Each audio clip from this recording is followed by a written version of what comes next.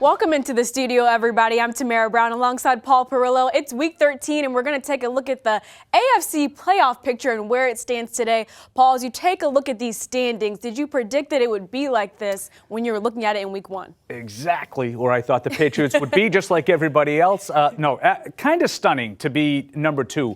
The record itself is probably not all that unexpected, maybe an extra win.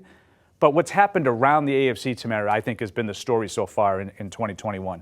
What has been your biggest surprise, I guess, when you look at these teams, especially Kansas City, who started off in a very similar picture as the Patriots at the start of the season? Yeah, a lot of them. I would say here and here. I thought both of those teams would be the class of the AFC. I thought they met last year in the AFC Championship game. I thought it was a terrific game for a long time. Buffalo moved the ball, just couldn't get it in the end zone. Kansas City was the more experienced team, came out on top, but they've both struggled for different reasons. Kansas City, Patrick Mahomes, the offense has just not been there, and Josh Allen, some sloppiness with turnovers, but they're down here in the mix while the Patriots are up here.